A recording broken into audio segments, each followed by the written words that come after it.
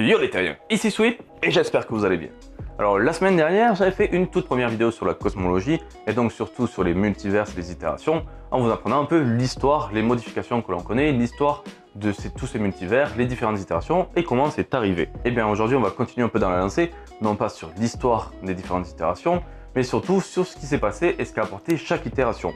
Parce qu'en effet, actuellement, si on regarde, on a la 8e itération, on a, comme je l'ai dit, une multitude de choses, on a de la magie, on a de la science, on a plein de peuples, on a des tonnes d'entités. Sauf que dans la vidéo précédente, déjà, j'avais expliqué qu'au départ, on avait donc le premier firmament, et qu'actuellement, donc, comme je l'ai dit, on a une multitude d'entités. Donc il y a bien eu plusieurs étapes qui se sont passées à travers les itérations. Et du coup, dans un récit, donc dans les Ultimate 2 des Wings, on a eu quelques informations sur ces différentes itérations et ce qu'elles ont apporté.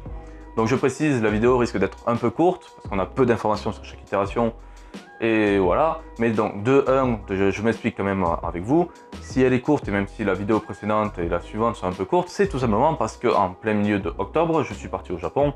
Peut-être que je vous ferai une vidéo donc, de mon voyage au Japon ou autre, je sais pas, donc je verrai. Mais je suis parti au Japon, du coup, déjà pendant 2 semaines, je pouvais pas réellement bosser sur des vidéos. Du coup, j'ai bossé sur des vidéos en avance, donc j'ai créé des vidéos qui étaient plus ou moins rapides. Donc voilà, si elle est un peu courte, de 1 parce qu'il y a peu d'informations sur les itérations, et de 2 surtout que je pouvais pas vraiment faire une vidéo super grande. Donc normalement, surtout pour novembre, il y aura peut-être une vidéo plus recherchée. Et surtout, je le précise maintenant, normalement, fin novembre, je vais faire une vidéo spéciale pour les abonnés ou autres pour parler de mon expérience sur YouTube parce que ce sera les 2 ans de la chaîne. Mais déjà, j'ai trop tourné autour du pot, donc tout de suite, on va voir les différentes itérations. Comme je l'ai dit dans la première vidéo, donc le premier firmament était l'entité de la toute première itération. Et bon, techniquement, la seule chose qu'on peut dire qu'il a apporté, c'est la création des Célestes. Parce que oui, aussi con que ça puisse paraître, les Célestes en fait proviennent du tout premier univers. Sans doute l'info la plus exclusive de cette vidéo. Passons donc à la deuxième itération qui déjà est d'un côté le tout premier multivers existant et aussi donc la création du premier rassemblement, premier regroupement d'entités. En fait, il n'y avait pas qu'une seule entité, c'est la première fois qu'on voyait plusieurs entités. Mais on ne connaît pas exactement les entités.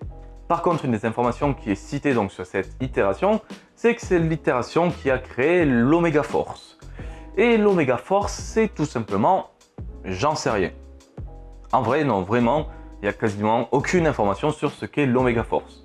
Donc à moins qu'Ewing prévoit d'en parler donc, dans d'autres livres, ou que pour le coup j'ai pas assez de culture cosmique, mais même en m'attendant sur le net, j'ai quasiment rien trouvé sur l'Oméga Force. Et une des seules suppositions qu'on a par exemple, c'est au moment où Blue Marvel et Monica Rambeau donc, fusionnent pour n'être qu'une entité, ils ont un Oméga de chaque côté et ils sont surpuissants. Mais même sur cette forme ou autre, on n'a pas vraiment d'explication. Donc la deuxième itération, c'est le créateur de l'Oméga Force et on n'en sait pas plus.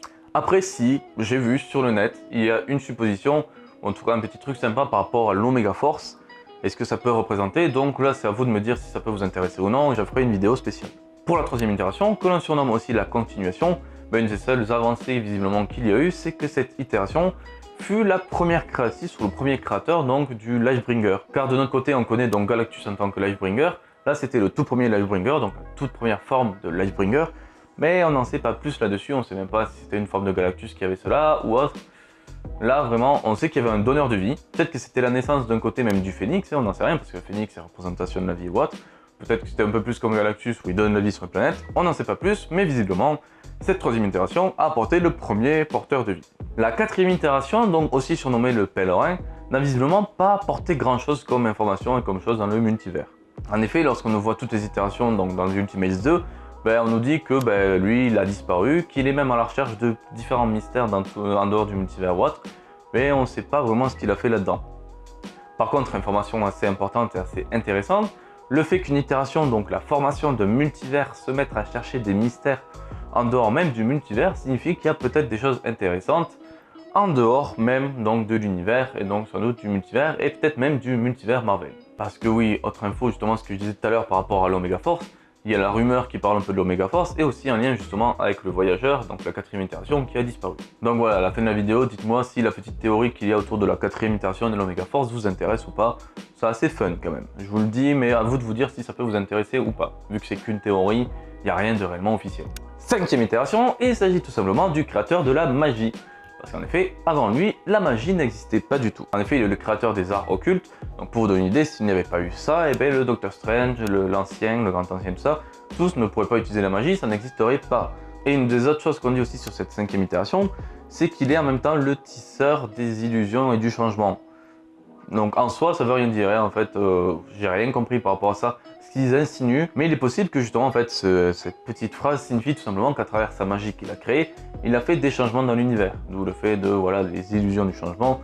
En fait, sa magie a créé une sorte d'illusion qui s'avère véridique et qui aurait changé l'univers. Moi, je vois les choses comme ça. Mais voilà, donc chose à retenir, la 5e itération, créateur de la magie. 6e itération qui ne possède pas réellement de nom, même si je pense que ça pourrait peut-être être The Sentience of the Universe, mais on n'en sait pas plus. Et lui, de son côté, le créateur de la science. Information intéressante et surtout qui se suit bien, vu que Galan, et donc le peuple de Galan, était un peuple très avancé scientifiquement, donc dans la technologie et tout. Donc ça colle vraiment avec le truc. La technologie est sans doute née à ce moment-là, avant il n'y avait que la magie.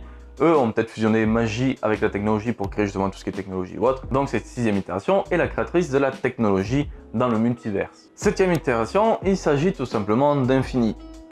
Ce qui est un peu bizarre, parce que normalement Infini on l'a souvent présenté comme une entité qui était unique pour chaque univers. Visiblement elle serait multiverselle, elle représenterait tout le multivers. Mais en tout cas, chose qu'on nous dit, c'est Infini qui représente le multivers. Qu'est-ce qu'elle a apporté de spécial? Rien du tout. Et dans les seules informations qu'on a sur elle, par exemple, c'est que d'un côté, Éternité ne fait qu'un avec elle et lui et elle, et à deux, ils ne forment qu'une seule entité, et donc ils sont en même temps le temps et l'espace. Mais à eux deux, techniquement, apparemment, ils forment le multivers. Mais après, visiblement, ils n'ont pas apporté de nouvelles choses, comme par exemple, je sais pas, quelque chose d'autre que la magie ou la technologie, les changements de forme ou autre. Visiblement, ils n'ont rien apporté de plus pour le multiverse. Puis après, on a donc la 8e itération qui est là représentée par Éternité. Vu que la 8e itération est toute récente, on ne sait pas réellement s'il y a eu des modifications dans le fonctionnement du multiverse, si maintenant des choses sont possibles qui n'étaient pas avant ou autre. Mis à part, la seule itération que je vois et le seul apport qu'il aurait fait, c'est justement la création ou en tout cas la possibilité d'avoir cet ISO 8. C'est la seule modification que je vois sur cette 8e itération. Voilà en tout cas tout ce que je peux vous dire donc sur ces 8 itérations, sur comment tout a découlé petit à petit. Donc le fait d'avoir d'un univers au début, d'être passé après dans un multivers avec plusieurs entités, d'avoir l'apparition petit à petit donc de la magie, puis de la technologie, après l'arrivée donc de l'ISO 8 et tout ça, on voit bien que justement le multivers actuel a été développé par rapport aux expériences des premiers multivers. Et comme je l'ai dit, si vous êtes intéressé par la petite théorie qu'il y a donc par rapport à la 4e itération, donc on surnomme aussi le pèlerin qui aurait disparu à la recherche de mystères, et le fait que la 2e itération qui est créée l'Omega Force, une force qui est visiblement inconnue, et qui donc serait peut-être en lien avec le pèlerin et tout ça, il y a toute une rumeur entre ça et un autre univers qui est en dehors de Marvel. La théorie dont parle de tout ça, donc si ça vous intéresse, je pourrais en parler vite fait dans une vidéo. En tout cas, j'espère que la vidéo du jour vous aura plu, j'espère que ça n'aura pas été trop court et ça ne vous aura pas trop dérangé. En tout cas, voilà, si vous avez aimé la vidéo, n'hésitez pas comme d'habitude à liker et à partager la vidéo, ça me fera toujours plaisir. Vous pouvez toujours laisser vos petits commentaires pour peut-être dire ce qui a été apporté donc entre notre 7e et notre 8e itération. Parce que peut-être la 7e itération, je dis que ça n'a pas apporté grand-chose, mais peut-être que réellement il y a quelque chose qui est apparu ou autre. Le problème, c'est que vu qu'on ne connaît pas réellement les itérations qu'il y avait avant, on ne peut pas dire ce qui a changé ou non. Par exemple, on ne peut pas dire si avant il n'y avait pas de tribunal vivant et donc la 7e itération fait apparaître le tribunal vivant ou autre. On ne le sait pas vraiment. Donc sur ça, je ne peux pas vraiment juger. En tout cas, voilà, j'espère que la vidéo vous aura plu. Sur ce, ciao tout le monde et à la prochaine.